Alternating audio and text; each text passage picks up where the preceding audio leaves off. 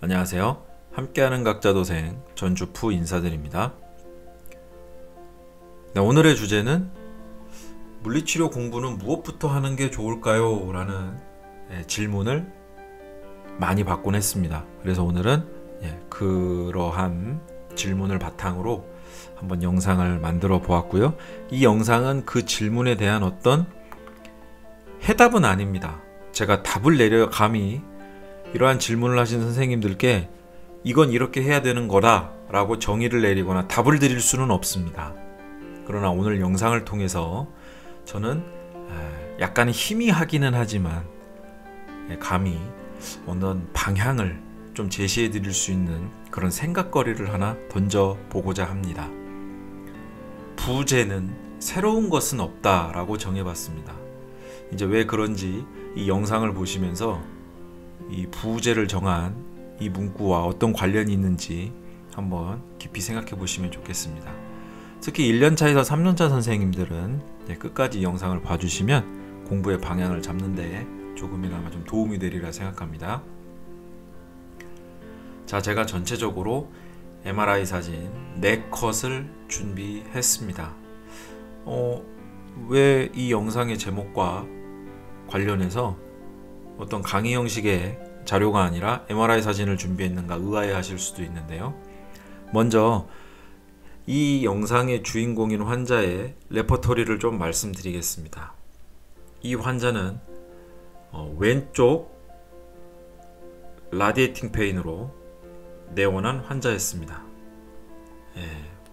좀 시일이 지난 환자분인데요. 2017년도에 저와 만났던 환자분입니다.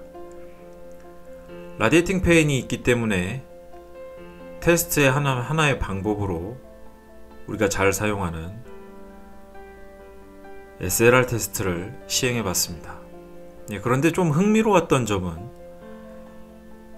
0도에서 40도까지는 왼쪽에 하지 통증이 나옵니다. 그런데 40도 이상 다리를 올리게 되면 오른쪽 건칙이라고 생각하는 부분에 찌릿하면서 내려가는 통증이 나옵니다. 희한하죠? 40도까지는 왼쪽으로 통증이 나오는데, 다시 적겠습니다. 40도까지는 왼쪽으로 통증이 나오는데 40도 이상에서는 오른쪽으로 하지통이 나옵니다.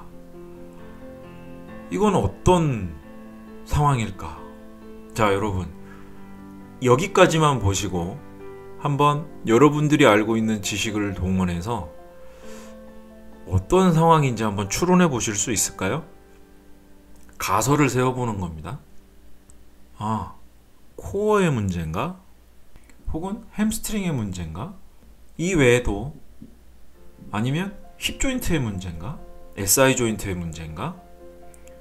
우리가 알고 있는 물리치료적인 지식이 대부분 조인트나 근육, 그리고 근육의 어떤 조절 능력에 초점이 맞춰져 있죠. 대부분 이렇게 큰 3가지의 틀로 우리가 공부를 많이 하기 때문에 이런 증상들이 나타나게 되면 우리가 알고 있는 지식 그 범위 내에서 추론 혹은 가설을 세우게 됩니다. 그러나 이 영상에서, 이 사진에서 보시는 것처럼 분명히 디스크에는 문제가 있죠. 자, 그러면 이 환자는 도대체 어떤 문제점을 갖고 있는 것일까요? 똑같은 영상이지만 틀림없이 이 두 분절에는 문제가 있어 보입니다. 다음 영상으로 가보시죠. 우리가 보통 MRI를 볼 때에는 이렇게 옆에서 보는 사진을 많이 선생님들은 보기가 쉽습니다. 그러나 제 영상에서 몇 번 제가 설명드린 적이 있지만 이 영상에서 알아낼 수 있는 분명한 점은 어느 분절에 문제가 있는가를 명확히 알아낼 수 있는 것이지, 이것이 왼쪽이냐 오른쪽이냐의 문제를 판별하기에는 한계가 있는 뷰입니다. 그래서 다음 이 뷰를 통해서 왼쪽인지 오른쪽인지를 판별하는 것이죠. 환자의 증상과 또 이학적인 검사와 또 이 영상에서 왼쪽인지 오른쪽인지 이러한 세 가지 점을 기본적으로 종합하여서 환자의 문제를 결론 내릴 수 있는 겁니다. 자, 그럼 아까 좀 전에 설명드렸던 것처럼 40도까지는 왼쪽의 문제, 하지통의 문제라고 그랬고요. 40도 이상에서는 오른쪽에 하지통이 나타난다 말씀드렸습니다. 자, 이걸 가만 보니까요. MRI 사진은 우리가 봤을 때 이쪽이 오른쪽이고 이쪽이 왼쪽이라는 사실은 다 알고 계실 겁니다. 그런데 40도까지는 왼쪽에 하지통이 나타난다 했기 때문에 가만히 보니까 이 부분이 좁아진 것 같아요. 디스크가 튀어나와서 상대적으로 이 부분은 좀 하얗게 돼 있기 때문에 선생님들이 생각하시기에는 이 부분 때문에 왼쪽이 문제가 아닌가? 이렇게 생각하기가 쉽습니다. 자, 그러면 일단 다음 영상을 보실까요? 다음 사진을 보실까요? 그런데 희한하게 이쪽에서는 여기가 문제인 것처럼 보입니다. 비교적 여기는 좀 나은 것 같죠? 그러면 이 환자의 문제는 두 개의 분절의 복합적인 문제일까요? 글씨가 좀 앞입니다. 어떻게 생각되십니까? SLR을 했는데 각도에 따라서 왼쪽과 오른쪽에 문제가 동시에 나타납니다. 그러면 이것을 우리는 사진을 보고 어떻게 이해해야 할까요? 우리가 분명히 이학적 검사를 했지만 분명히 이 이학적 검사로 어떤 결론을 내리기에는 정말 좀 힘들어 보이죠? 자, 근데 여기서 한 가지 중요한 점이 있습니다. 여기서 MRI를 보는 법에 대한 지식이 필요한 것인데요. 사실 이 환자의 문제는 왼쪽이냐 오른쪽이냐의 문제가 아니고 바로 이 부분입니다. 이 부분이요. 이미 디스크가 심하게 돌출되어서 여기까지 디스크가 터져서 흘러나온 상황입니다. 이해되시나요? 자, 여기도 오른쪽의 문제인 것처럼 보이지만 이미 디스크가 이렇게 흘러나온 상황입니다. 자, 이제 한번 결론을 내리기 위해서 우리가 생각해 보시죠. 약간 반전이라고 생각되시는 선생님들도 계실 수 있습니다.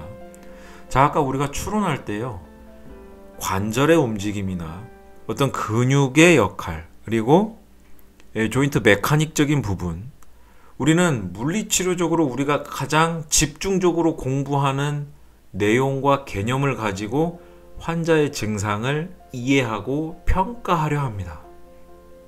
그런데 좀 전과 같은 상황, SLR인데 40도까지는 왼쪽 하지통, 오른쪽부터는 그 이상에서부터는 오른쪽 하지통으로 나오는 이러한 특이한 케이스의 환자일 경우를 직접 만나게 되면 이 영상을 보시는 여러분들 어떻게 판단하시겠습니까?